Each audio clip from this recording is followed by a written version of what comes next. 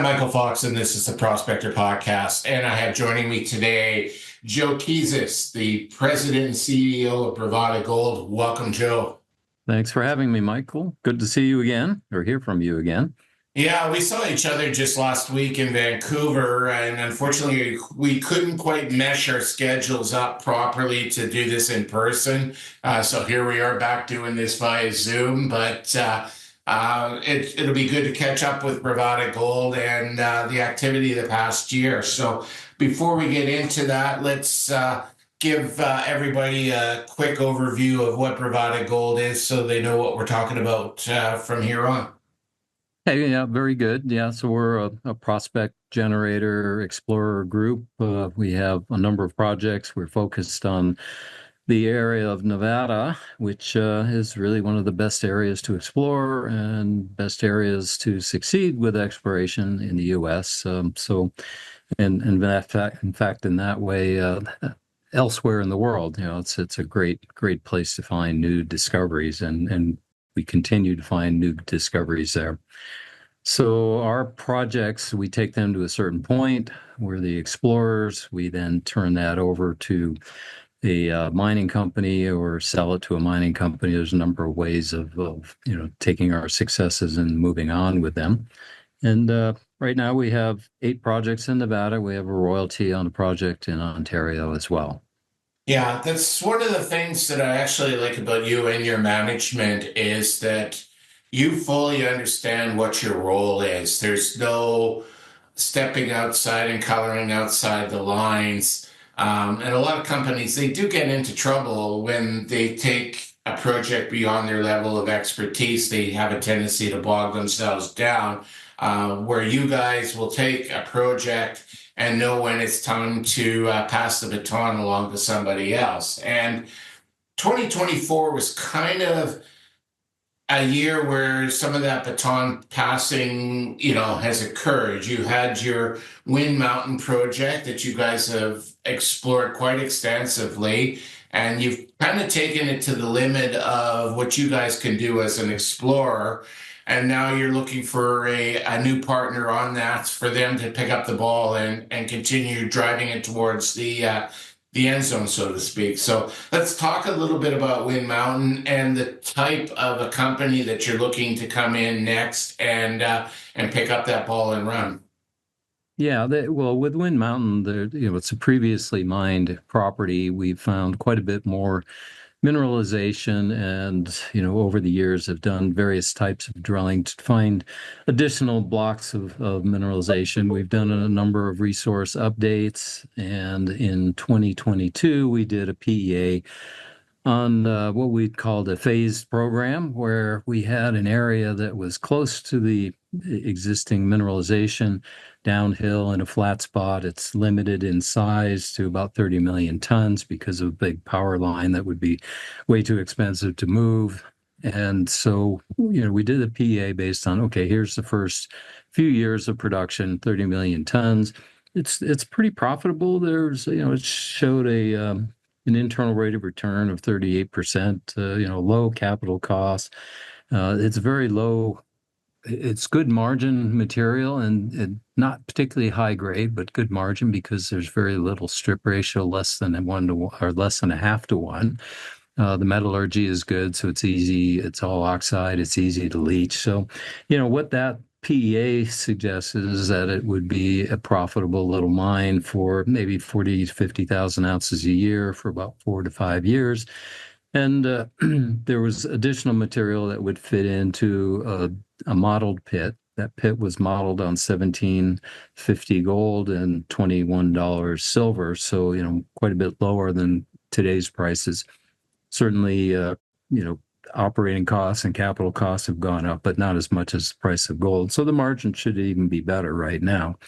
The problem with that final material beyond the 30 million tons is we didn't have a place that we had identified where we could put that, a second pad. There is a place that we did identify. We had the engineers take a quick look at it. They said, yes, there's plenty of room here for that additional material.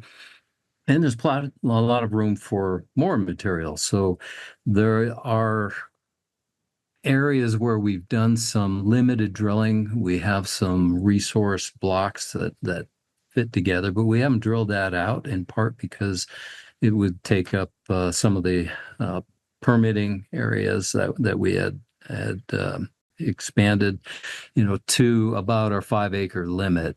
We didn't want to extend that area and use up that acreage. But that's uphill from where the pad two is. So, because there's more room, it really makes sense to go do some additional exploration there. Well, just adding the resource that was the in pit, but beyond the 30 million tons adds 2 more years to it.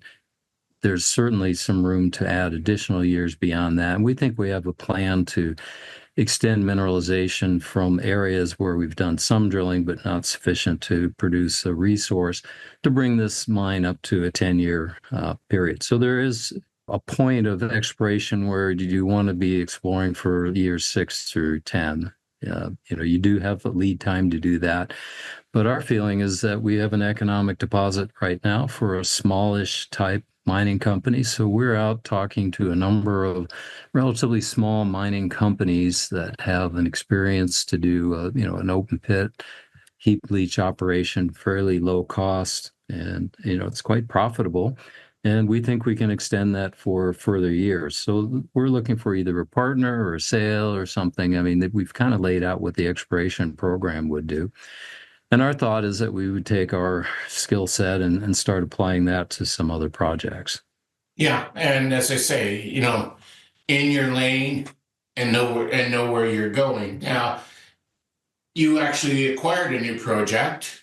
It's just sort of like, although it's not really out of the company yet, but it's kind of an out with the old, in with the new. Tell me about the new project in East Walker that you guys had found there in the Walker Lane Trend. Yeah, sure. A lot of the investors say, well, you've had these projects for years, and it is a slow process to develop them. But do you have anything new? And of course, I'm always on the lookout for a good opportunity. Uh, this is an area I've been watching for years, the East Walker area. I've been familiar with the area. There's a lot of gold mines around that area, a lot of plus million ounce deposits that have been either reactivated or there's active exploration going on right now. So in this area, there's the old Aurora mine, which is just south of us a ways, and it's had production of over 2 million ounces of gold. The Borealis mine, which is close by, it's produced, between the original production and the resource at the time, there's about 1 million ounces there. There's a new group that's taken it on, and they're actually in production again. There's been a very recent discovery that Headwater Gold made, and now Newmont is drilling out. I think they're earning their 70 or 75% this year, and that's called Spring Peak. And these are all very similar type deposits, low to high sulfidation vein deposits. The area of East Walker is another cell of mineralization, very strong alteration. It's a very large area. We have some historic drilling kind of deep in the section off to one corner of the property. And there's significant gold in that drill hole at a certain depth. And with these type of deposits, the tops are usually barren, so there's usually little or no gold. There's usually anomalous gold, but, not, it's not like the tip of the iceberg. This thing is below the tip of the iceberg. But we now know from a lot of studies what the tops of these systems look like, and a lot of them are actually barren. One of the discoveries that was made, this is in the Walker Lane, and another a discovery that was made that's really one of the best ones this decade is the silicon, and then extending on to the Merlin deposit. The combined deposit, there were two deposits initially, and they've kind of grown to be nearly one large deposit. It's around 13, it's over 13 million ounces of gold. So, this is pretty exciting. I recognize the similarities geologically and said, really, we've got to grab hold of this. We don't have quite the whole project area right now, but we're working on that. And we see the top of the system. Basically, if you went to Yellowstone Park right now, you'd see some of the features that we see as fossils right now that indicate that this was the top of a system. We know from the drill hole off to the southwest corner of the property that that there's a significant amount of gold. Typically, when you are at the very top, like where Yellowstone is today, you need to go 150, 200 meters depth below that to where the boiling is going on and gold is being precipitated.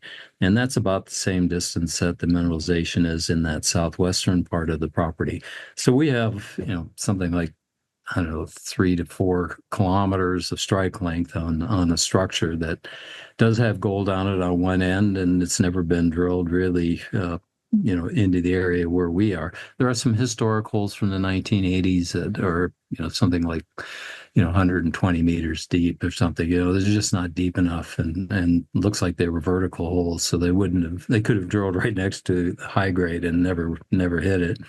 So, we're pretty excited about that. We're going to be looking for a big partner on that, and there's a lot of interest in that project. And the reason for that is that this is going to be kind of an expensive project to develop. A lot of geophysics because we're trying to see deeper into the ground, and then quite a bit of drilling. So we can do like the early stage stuff, like the mapping and sampling, and kind of identify where those structures are and start the permitting process. But we're really looking for a larger company that wants to find a multi-million ounce deposit, and we're happy to share it. Yeah, no, absolutely. And again, that's the brilliance of what you guys do is that you know what you know, and you know when you bring in partners with other knowledge that can help you with the deposits that you have, and you create a win-win for everybody concerned, investors, the partners, and the company itself. And a good example of that is what you're doing with your Baxter project, also in the Walker Lane area. You've got a very good partner there that's going to be drilling for the first time. Let's talk about that. And it's kind of like it's a bridge between what you are going to do with East Walker and where you're at with Wind Mountain in a lot of the ways where you've literally taken it as far as it can go, and it now needs a final partner to drive it home. So let's talk about that Baxter project. Yeah, sure. Baxter is also in the Walker Lane, and we have done a few rounds of drilling there. We had a large company, Kinross, that drilled quite a few holes, kind of scattered through the project, and they did follow up on an area that we had identified called the center target, and they've got a smallish resource that hasn't been drilled out, but some pretty good oxide mineralization very close to the surface. So, our thought was, okay, well, we have the opportunity to, continue to kind of outline that mineralization, or we look at the surrounding area, and a company called Endeavor Silver picked up a large property package called the Bruner District, which had previous production. They paid something like $10 million for it at the time. This is a while back. It had a resource of around 400,000 ounces, and the prior company, a small junior that really didn't survive, I guess, and they were planning on doing a heap leach operation right on the south end of our Baxter project. So our thought was, well, let's talk to these people, because really the small resource or smallish type resource on Baxter would be more valuable to them than it would be for us as a standalone. So we talked to them, and we worked out a very good deal that this is not one of our primary projects, but we have a really really risk-free joint venture. They can earn up to 85% of the project by bringing it into production, and we have no cash calls until it's in production. So, for us, we can focus on our other projects, and we have some that we think have maybe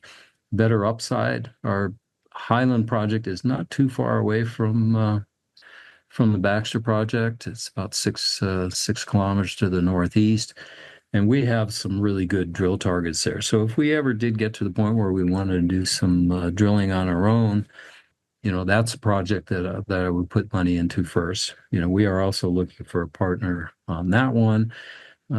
But it's one that we could do for a fairly inexpensive drilling program and then perhaps make a big splash in the market as a new discovery.